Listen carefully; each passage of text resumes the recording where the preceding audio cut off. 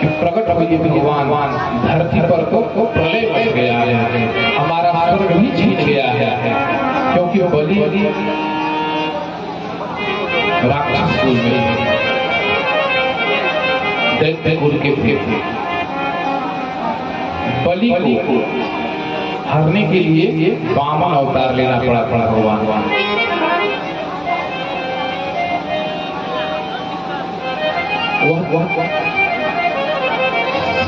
स्वर्ग पर विजय प्राप्त कर लिया और स्वर्ग की मालिक कौन है? देवता लोग हैं। और देवताओं को कौन प्रिय है? भगवान विष्णु और विष्णु भगवान को कौन प्रिय है? देवता, वेद, ब्राह्मण, भक्त, ये सभी लोग प्रिय हैं। उनकी सुरक्षा देने के लिए, देवताओं की सुरक्षा देने के लिए भगवान वामन का अवतार लिए हैं।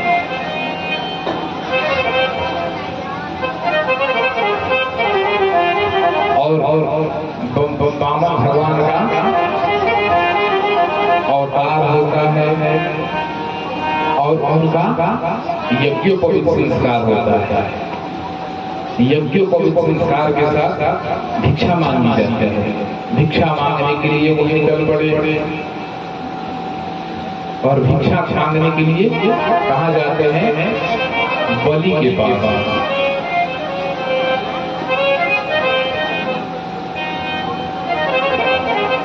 बलि के पास जाते हैं भिक्षा मांगने के लिए। और उनका इतना दिव्य स्वरूप था, सब लोग वहाँ मोहित हो रहे थे उनके स्वरूप को देख करके। अरे वामन रूप बनायो हरि ने आज, वामन रूप बनायो, वामन रूप बनायो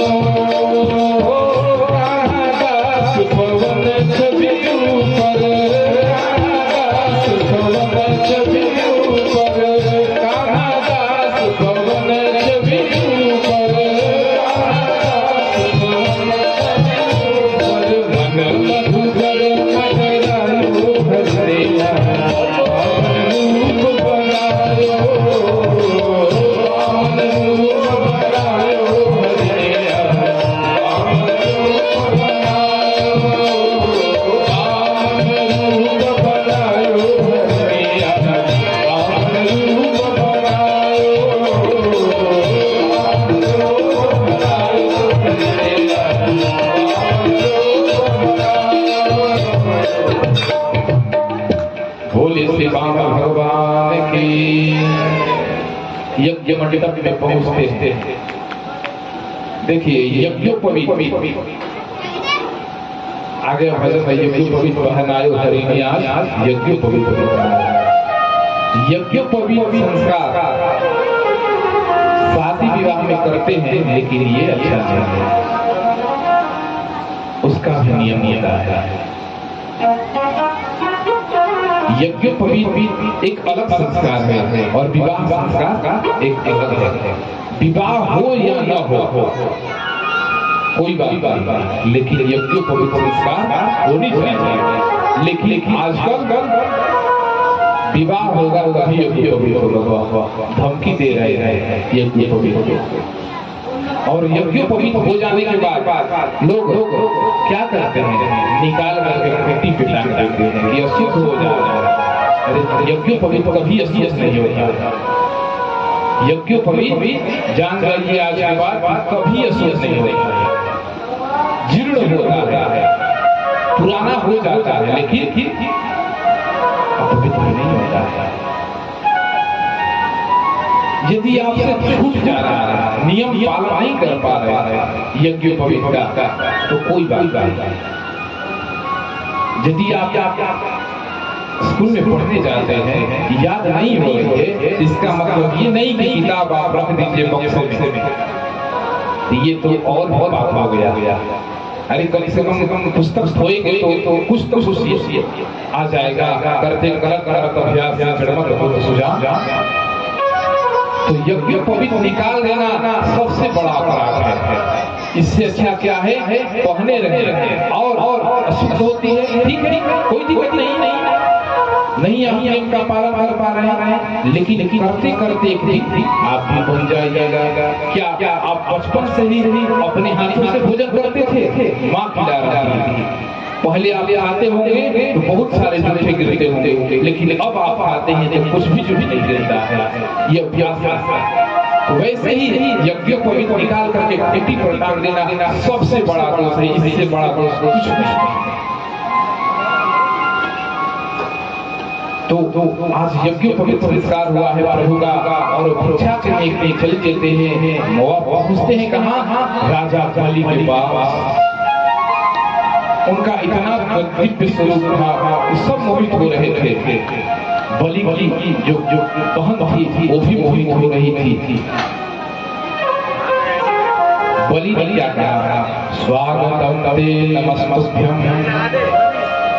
ब्रह्म किं करवाते ब्रह्मर्षिणा ततः साक्षात् वन्दे ब्राह्मण कुमार। यज्ञोपवीत संस्कार है, यज्ञोपवीत बने हुए, जनेऊ बने हुए हैं, तिलक लगाए हुए हैं, तो देखने से तो बामा विप्र लग रहे हैं। तो कहते हैं ब्राह्मण कुमार आप भले ही पधारे, आपको मैं नमस्कार करता हूँ, आपका स्वागत करता हूँ, आज्ञा कीजिए मैं आपकी क्या सेवा कर सकता था। ऐसा जान पड़ता है कि बड़े बड़े ब्रह्मर्षियों की तपस्या से स्वयं मूर्तिमान होकर के मेरे पास आई है। मांगिए मेरे से जो कुछ भी मांगना है वह मांगिए, क्योंकि मैं विप्रों को खुश करके अपने घर से भेजता हूँ, ब्राह्मणों को मैं खुश करके भेजता हूँ, खुश करके। बताइए क्या चाहिए, ग्राम कांचनम गुणवधाम विष्टम, क्या गौ चाहिए, क्या सोना चाहिए, क्या चाहिए, कहिए तो आपकी शादी करा दें, एक कन्या को दे दें। बोलिए ना, मांगिए क्या मांगते हैं, क्योंकि आपका स्वरूप देख करके मैं मोहित हो रहा हूँ।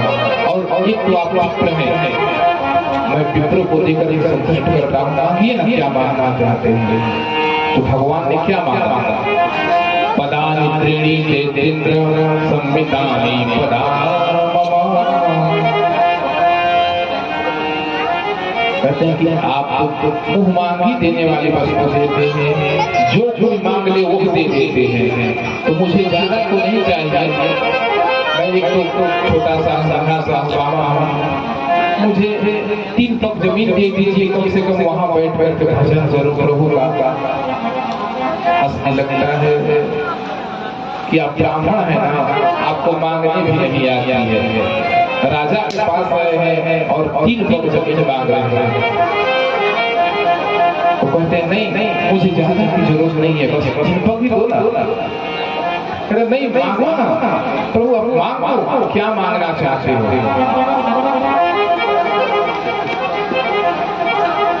कहते नहीं, मुझे इससे ज्यादा नहीं चाहिए, क्योंकि सप्तदीपाधिपतयो कृपावेन गयादयः अर्थैकामैर्गतानां कृष्णाय इति न श्रुतम्। मैंने सुना है, बामन भगवान कहते हैं, मैंने सुना है कि पृथ्वी आदि नरेश 7 द्वीपों के अधिपति हैं, परंतु इतने धन और भोग की सामग्री के मिलने पर भी वे तृष्णा पार नहीं कर पाए, उनकी इच्छाएं बढ़ती ही गई। इसलिए मुझे ज्यादा नहीं चाहिए, बस 3 पग ही चाहिए।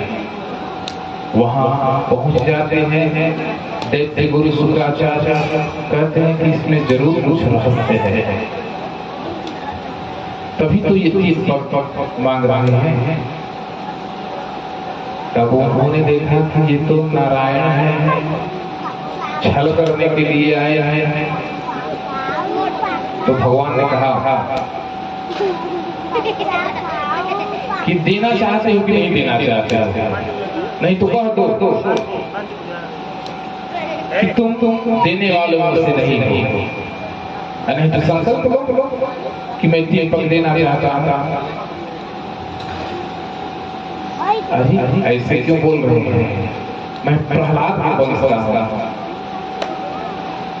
मेरे पूर्वज रुष्ट हो जाएगा। मैं संकल्प लेता हूं, संकल्प ले लेते हैं। ओम श्रीमद् भगवतो महापुरुष श्री श्रीमद् प्रभु श्री ब्राह्मण हरि प्रार्थना श्री श्वेतवार ऐसे करके संकल्प लेते हैं। और तब वही शुक्राचार्य कहते हैं तो नारायण कहते हैं, ओ रुको, तुम दान मत करो, ये तो नारायण है, इन्हें दान करते हो, ये छल करने के लिए आए हैं। 3 पग में तुम्हारा पूरा नाप लेंगे और तुम कहीं का न रह पाओगे। तो बलि ने कहा कि कोई बात नहीं, मैं तो दानी हूँ और वो सब कुछ ले लेंगे। देख भगवान से मांगने तो बहुत लोग जाते हैं, लेकिन आज मेरे दर पर प्रभु मांगने आए हैं और इससे अच्छी बात क्या हो सकती है? भगवान से सब मांगते हैं, लेकिन आज मुझसे मांगने के लिए भगवान आए हैं, मैं धन्य हो गया। यदि ये भगवान भी होंगे तब मैं देने के लिए तैयार हूं। शुक्राचार्य ने सोचा ये तो मानेगा नहीं, झूठ बोल दो कि नहीं देंगे, कह दो कि नहीं देंगे, क्योंकि स्त्री नर विवाह स्त्री नर विवाहे च प्रीत्यर्थे प्राण संकटे गो ब्राह्मणार्थ हिंसाया नानंदम स्याजुगुप्सितम। स्त्रियों को प्रसन्न करने के लिए स्त्रियों को विवाह में झूठ बोली जा सकती है, विवाह कराने के लिए स्त्रियों को खुश करने के लिए झूठ बोल देने से खुश हो जाता है कि तुम बहुत सुंदर हो। तो ये बोला जा सकता है। कन्या का विवाह में झूठ बोली जा सकती है, क्योंकि कन्या पुत्र के विवाह में नहीं कर रहे हैं। स्त्री नर में विवाह, कन्या के विवाह के लिए झूठ बोलकर उसकी शादी हो जाए, इसके लिए झूठ बोल सकते हैं। वृत्त्यर्थे प्राण संकटे, जो आपकी प्रीति है, जैसे महाजन का अलग अलग है, तो उसमें नहीं बोलेगा तो कैसे? घोड़ा से दोस्त उतर लगा तो कैसे चलेगा? प्राण संकट, यदि प्राण संकट में पड़ जाए, जान जाए कि आज हमारी मृत्यु होने वाली है किसी कारण, तो वहां झूठ बोल करके बच सकते हैं। यहाँ के लिए झूठ बोलना माफ है। गो ब्राह्मण गौ को हत्या हो रही है और वहां झूठ बोल दीजिए बचाने के लिए, गौ को बचाने के लिए, ब्राह्मणों को बचाने के लिए यदि झूठ बोल देते हैं तो वहां का झूठ झूठ गिना जाता है। तो ऐसा करो, तुम झूठ बोल दो तो, क्योंकि तुम्हारा प्राण है संकट में पड़ा है, तुम्हारा घर संकट में पड़ा है। लेकिन बलि कहते हैं नहीं,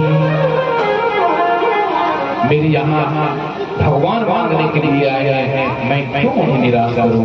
सब तो उन्हीं का है। तेरा तुझको अर्पण क्या लागे तेरा, हम कहते हैं लेकिन जिस दिन भगवान मांगने आ जाए, भिखारी आ जाता है मांगने के लिए तो हम नहीं देते। ऐसा होता है कि नहीं होता? भिखार के रूप में ही तो आ सकते हैं भगवान, क्योंकि वहां तो बामन के रूप में आए हैं, कोई दिव्य स्वरूप में थोड़े आए हैं सब लेकर कि कोई पहचानेगा कि विष्णु है। तो आप कैसे पहचान पाइएगा? सब तो ही का है, इसलिए मैं उन्हें अर्पण करूंगा। तब बलि संकल्प ले लिया और उन्हें दान दे दिया। देखिए हमारे यहाँ भिक्षा मांगने के लिए भी कोई जाता है तो क्या कहता है? भोजन्ति न याचन्ते भिक्षा करे गृहे दरिद्रता दीयताम दीयताम दीयताम नित्यम अदातु फलवान। भिक्षुक सबके घर पे जाता है और मांगता है, वह मांगता नहीं है तो क्या कहता है? आपको ज्ञान देता है। क्या कहता है? दीयताम दीयताम नित्यम अदातु फलवान। दे दो, मुझे कुछ दे दो। यदि नहीं देते हो तो तुम भी मेरे जैसा बन जाओ। क्यों मैंने पूर्व जन्म में नहीं दिया है, इसके कारण मैं भिखार बन गया हूँ।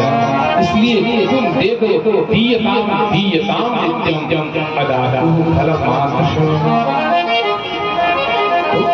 भिक्षा मांगने की आता है वो भी आपको एक सीख भी देता है। तो उन्होंने संकल्प ले लिया 3 पग देने के लिए। भगवान ने पहले पग से बलि की सारी पृथ्वी नापी, दूसरे पग से उन्होंने क्या किया? स्वर्ग को नाप लिया।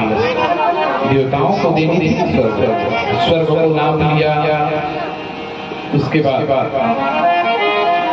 कहते हैं कि तुम तो झूठे निकल गए, मैंने तो 2 पग में ही तुम्हारा पूरा साम्राज्य नाप लिया। 2 तब बलि सोच में पड़ जाता है। तब बलि को बांधा जाता है, बलि को बांध दिया जाता है। तब बलि कहता है यज्ञोत्तमस्सो भवाममेरितं वचो व्यधितो सुरवरमन्यते करोमृतं तन्नं न भवेत् प्रलम्बनं पदं तृतीयं पुरुषेण। आपने तो मेरा सब कुछ नाप लिया, लेकिन जो उसका मालिक था उसको तो आपने नहीं नापा। इसलिए तीसरा पग मेरे सर पे रख दीजिए। भगवान ने तीसरा पग बलि के सर पे रखते हैं और जब स्वर्ग नाप रहे थे बलि तो क्या हुआ? वहां स्वर्ग में जब भगवान का पैर पहुंचा तो वहां कहते हैं चरणों से निकली है गंगा प्यारी। ब्रह्मा जी ने उनका पैर पकड़ा और अपने कमंडलू में रोक लिया। वही गंगा उनकी कमंडलू में चली गई और पानी कौन दे रहा है? पैर धोने के लिए आज तो यदि आप दान करने के लिए तैयार होते हैं तो कोई रोक लेता है,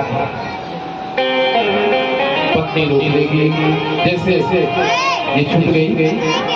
जब संकल्प के लिए बलि ने जल लिया अपने कमंडलू से, तो उसकी सुरक्षा के लिए शुक्राचार्य ने क्या किया, उस कमंडलू के जो छेद है उसमें जाकर के प्रवेश करके कि न जल निकलेगा ये संकल्प लेगा। तब भगवान ने देखा कि तो शुक्राचार्य की चाल है। भगवान ने कुशा से अपनी आसन की कुशा निकाली और इस छेद को साफ किया, और क्या हुआ, शुक्राचार्य का ये काम टूट गया। इसलिए कोई दान करता है यदि रोकते हैं तो आप समझ जाइए क्या होगा मेरे साथ। बलि की पत्नी विंध्यावली पैर धोती है, देखिए पत्नी भी साथ दे तो ये घर भी स्वर्ग बन जाता है। और यहाँ पर क्या उससे बोधित किया जा रहा है, क्या बधम भिक्षापति साध्वी तत्पत्नी भयविह्वला प्रांजलि प्रणतोपेन्द्र प्रभाते वाममुखी कृपा। बलि की पत्नी जो विंध्यावली है उसे भागवत जी में क्या साध्वी कहा गया है। साध्वी का मतलब ये नहीं कि आपने शादी विवाह नहीं किया तो आप साध्वी बन गई। साध्वी का मतलब होता है जो पति प्रकार प्राप्ति होती है वही साध्वी है। यहाँ साध्वी भी कहा गया बधम भिक्षापतिम साध्वी, पैर धरती है वामन भगवान का। भूत भाव देव देव जगन्मय मुन्नैनं मुन्नैश्चम रत्नवस्त्रं मायामृति विग्रहं। ब्रह्मा जी कहते हैं समस्त प्राणियों के जीवन दाता उनके स्वामी और जगत स्वरूप देवादिदेव प्रभु आप इसे छोड़ दीजिए, आपने इसका सर्वस्व ले लिया है, अतः आप यह दंड का पात्र, अतः अब यह दंड का पात्र नहीं रह गया है, आपने इसका सब कुछ ले लिया है। बरनों पास से भगवान बांधे थे बलि को, तो ब्रह्मा जी कहते हैं छोड़ दीजिए। तो भगवान क्या कहते हैं, ब्रह्मण यम गृह्णामि तद्दिशो विधुनोम्यः यद्यदः पुरुषस्थो लोकं माचावरुण्यते। ब्रह्मा जी मैं जिस पर कृपा करता हूँ, मैं नहीं कर रहा, सुनिएगा, मैं जिस पर कृपा करता हूँ उसका सब कुछ लेता है। भगवान बोल रहे हैं ब्रह्मा जी मैं जिस पर कृपा करता हूँ उसका धन छीन लिया करता हूँ, क्योंकि जब मनुष्य धन के मद से मतवाला हो जाता है तब मेरा लोग तिरस्कार करने लगते हैं। जब उसके पास धन हो जाता है तो भगवान का तिरस्कार करने लगता है, वो अहंकार हो जाता है उसे। आजकल फौज की नौकरी लग गई, अहंकार हो जाता है, भगवान को नहीं मानते हैं। लेकिन भगवान कह रहे हैं कि इसलिए मैं धन छीनता हूं क्योंकि उस धन के अहंकार में वो मुझ में फूला रहेगा, इसलिए जिससे कृपा करता हूं उसका सब धन ले लेता था। बलि का बंधन से मुक्त करते हैं और कहते हैं जाओ तुम सुतल लोक में राज करो। बलि सुतल लोक में जा जाता। अब भगवान की मत्स्य अवतार होता है, मछली चारों धारण करते हैं, सत्यव्रत राजा आ गया। बोले श्री कृष्ण चंद्र भगवान की जय।